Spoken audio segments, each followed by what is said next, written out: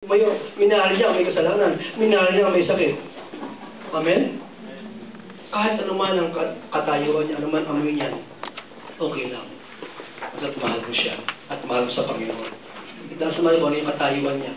Kung maganda siya, kung pangin, anuman katayuan niya, mahal mo siya. Amen? Amen? Amen. Sabi mo sa iyong katabi, mahalin mo ako.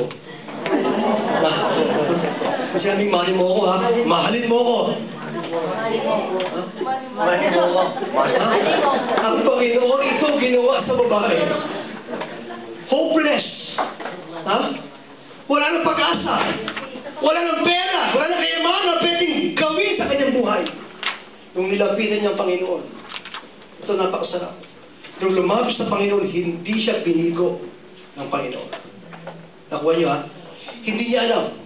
Ang Panginoon, nakikipagsiksikan dahil na dumating yung pangalan ng Panginoon eh. Ang tao talagang, yung mga alagad niya, kumbaga sa ano, may mga PSG, nakapantay sa kanya, mga apostol niya. Siksikan yung mga tao. Pero itong babae ito, malamang nakayuko at nahiyang-hiya sa kanyang katayuan. At sabi niya, siguro panahon nagmamadali, sabi niya, mahibo ko lang yung laylayan ng damit ng Panginoon. Gagaling ako. Nagmadali yung sa siksikan. Kaya nung hinipo niya yung damit, step of faith, yung kanyang act of faith, gumaling siya. Sipin niyo, 12 years na ang daming ng gamot, doktor, at tumingin sa kanya, hindi gumaling. Kapatid, dahil ang aking may bahay ay may sakit, o may kinaramdaman, naniniwala ko, wala na yung sakit na yan. Sa katayuan niyo man din. Kung meron sakit sa magulang, kapatid ko, kayo mismo ay may nararamdaman. Walang masarap na pito sa panahon ngayon. Kundi ang Panginoon Jesus. Amen? Ihakbangin niyo na may pagtitiwala ang inyong buhay pananampalataya sa Panginoon. At kapag ito'y ginawa ninyo, may magandang gagawin ang Diyos sa buhay mo at sa buhay ko.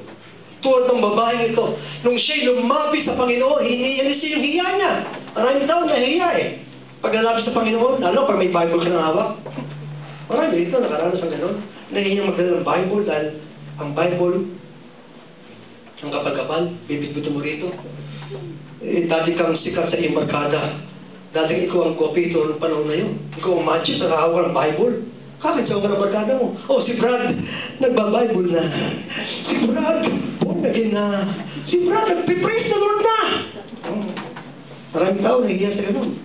Nahihiya, masabihan siya isa ng Kristiyano. Buhay kahiyaya. Amen? Nung pinagkakalandakan mo, itaas yung manok eh. Bit mo pa. Halimbawa, manok. Kasi masarap ang maraming tao. Bubuga mo. Buhay manok, dahil naamoy hininga. Ang baho ng hininga. Hindi mo, pinakakalanda mo, inaamoy mo yung manok. Inaamoy ng manok yung hininga mo. Tapos Bible, mahiya kang dalhin. Kaya sabihin, meron ba kayong Bible? Meron. Hindi maliit lang. Maliit lang para na bibigyan sa kanalatan sa likod. Parang wallet.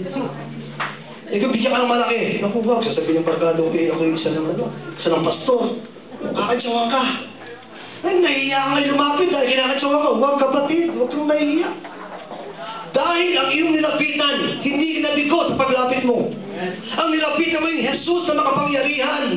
Nagbabago ng tao. Kapag tumawag ka sa Kanya, ano na katugunan? Kapag inagtiwala sa Kanya, lahat ng iyong pangailangan ay ibibigay ng Diyos. Sabi ko kanina, kapag inuna mong Panginoon, sabi ko kanina sa kapatid, lahat ng bagay, dalagdag sa'yo ng Diyos. Magkasawa kang sa lahat ng dalagdag, magkasawa ka, susuko ka sa lahat ng bagay. Sabi nga ng kapatid, oo nga, pastor eh, nung ako'y natanggap, may tawag ng tawag, marami tumatawag na ako, trabaho, sipin mo, magtalang gusto niya magtrabaho. Kaya sabi ko sa kanya, mag-relax ka lang, pinarelax ka lang ng Panginoon. Pinahawak na yung Bible na gusto mong hawakan at hindi mahawakan. Kung nabasa mo yan, ako nga pala, pangako po ng Diyos eh. Kapag si Jesus ay sinubukan mo sa iyong buhay, sasabihin mo hindi ka mabibigo. Sasabihin ko siya sabi sa Bible na siya yung tutulutan ka ng pag-asa sa hinaharap. Magandang buhay ang ibibigay sa iyo ng Diyos. Ang sabi ko nga dito sa panahon na yan, kapag ikaw ay nakakilala sa Panginoon Jesus, Diyos at pamilya ang pwede mong gawin sa buhay mo ngayon. Amen? Yung barkada, itataboy ka niya kapag ikaw, tingnan ko lang kung ikaw merong, pag ikaw ay isa ng hindi na mapapakinabangan, isa ka ng paralyzed.